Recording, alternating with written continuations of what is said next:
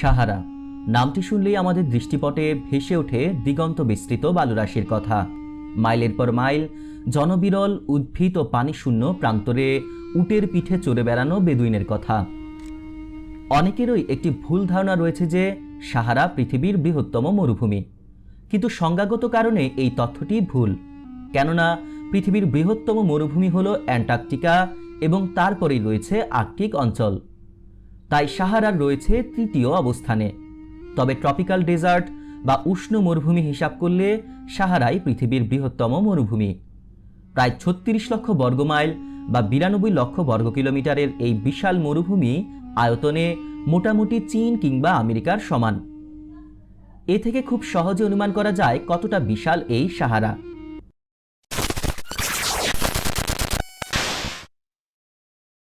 সাহারা একটি আরবি শব্দ। আরবি ভাষায় মরুভূমির বহুবচন হলো সাহারা।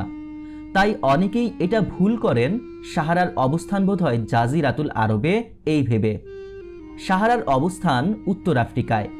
মিশর, সুদান, সাদ, লিবিয়া, নাইজার সহ মৌরাতানিয়া, মরক্কো, পশ্চিম সাহারা এই নিয়ে মোট 11টি দেশ সাহারা মরুভূমির অংশ। তবে পশ্চিম সাহারা নামের দেশটি সার্বভৌম নয়, বর্তমানে সেটি মরক্কোরই একটি অংশ। সাহারা মরুভূমি পৃথিবীর জনবিরলতম ভূমিগুলোর একটি। জনসংখ্যা মাত্র ৩৫ লক্ষ। বলতে গেলে প্রতি বর্গমাইলে মাত্র একজন মানুষ বসবাস করে এখানে, এবং বাসিন্দাদের প্রায় সবাই বেদুইন, অর্থাৎ এদের স্থায়ী কোনো নিবাস নেই। উট ও মেষের পাল নিয়ে মরুর বুকে তারা ছুটে চলে চারণভূমির সন্ধানে। এখানে প্রধান ভাষা হলো আরবি। বলতে গেলে সাহারা অঞ্চলে প্রায় সবাই লিঙ্গুয়া ফ্রাঙ্কা হিসেবে আরবি বলতে এবং বুঝতে পারে। এই অঞ্চলে প্রধান ধর্ম হলো ইসলাম। এছাড়া অন্যান্য ধর্মেরও কিছু অনুসারী এখানে রয়েছে। অবিশ্বাস্য হলেও সত্য যে সাহারা মরুভূমি একসময় ছিল উর্বর ভূমি, এবং সেটি খুব বেশি দিন আগের কথা নয়।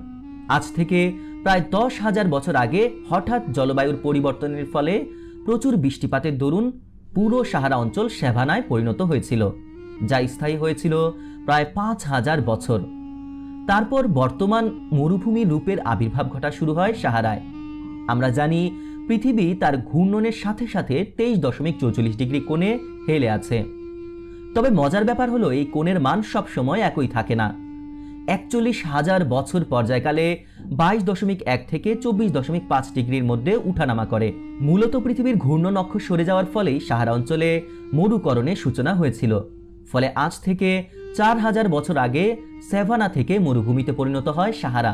পরিবেশবিদরা তাই ধারণা করছেন অদূর ভবিষ্যতে বদলে যাবে সাহারার বর্তমান চিত্র। হয়তো আরও প্রসারিত হতে পারে সাহারা, কিংবা আবারও সবুজ জেগে উঠতে পারে এই মরুভূমিতে। তবে সন্দেহ নেই বর্তমানে ক্রমেই বেড়ে চলেছে সাহারার তাপমাত্রা।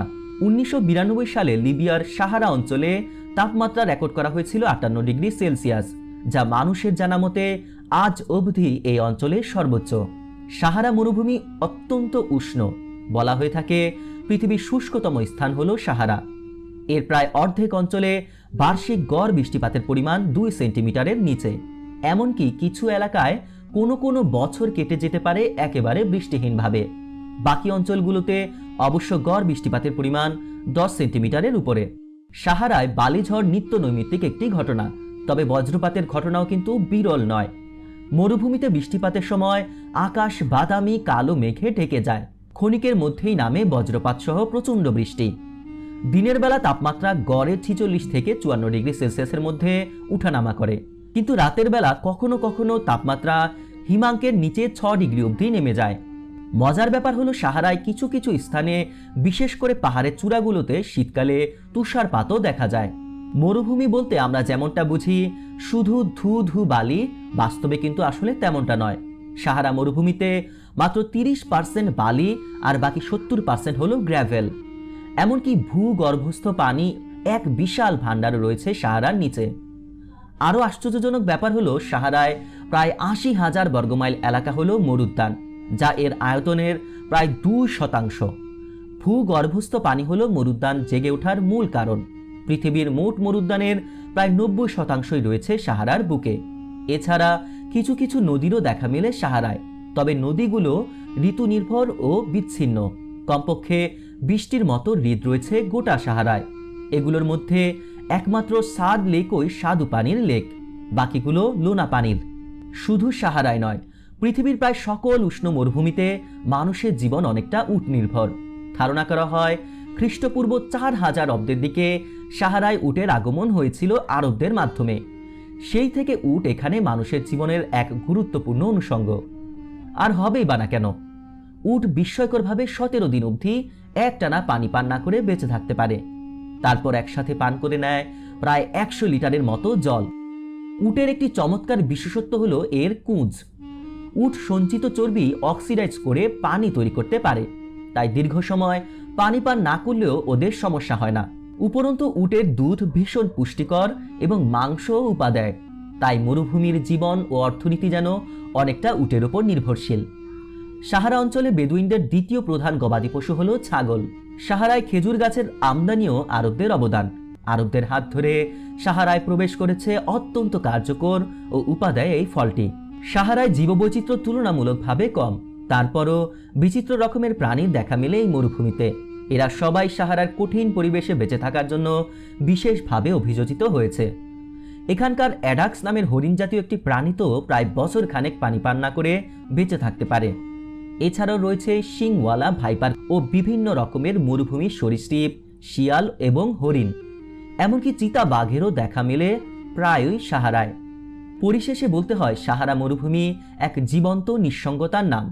আবহাওয়া এখানে চরম ভাবাপন্ন, দিনে প্রচণ্ড গরম আর রাতে প্রচণ্ড ঠান্ডা। জীবন এখানে অমসৃণ এবং কল্পনাতীত সংগ্রামময়। সাদ, নাইজার কিংবা সুদানের অনেক জায়গায় আজ উটকে পানি পান করানোর লাইন ভাঙার জের ধরে গোত্রে গোত্রে বাঁধে ভয়ানক বিবাদ। এখানে একবার পথ হারিয়ে যাওয়া মানে নিশ্চিত মৃত্যু। হাজার হাজার কিংবা কখনো হয়তো লাখো বর্গ কিলোমিটারের মধ্যেও একজন মানুষ থাকবে না পথ হারা পথিকের আর্তচিৎকার শোনার জন্য। জীবন এখানে পার করে গেছে সহ্যের সকল মাত্রা। তারাভরা রাতের আকাশের সৌন্দর্য এখানকার মানুষকে মোহিত করে প্রতিনিয়ত, কিন্তু বিপুলা ধরনী তার মরু সন্তানদের প্রতি সত্যি অনেক কৃপণা, আসলেই অনেক বেশি কঠোর। এখানে প্রতিটি জীবনের গল্প যেন এক একটি সংগ্রামে গাথা।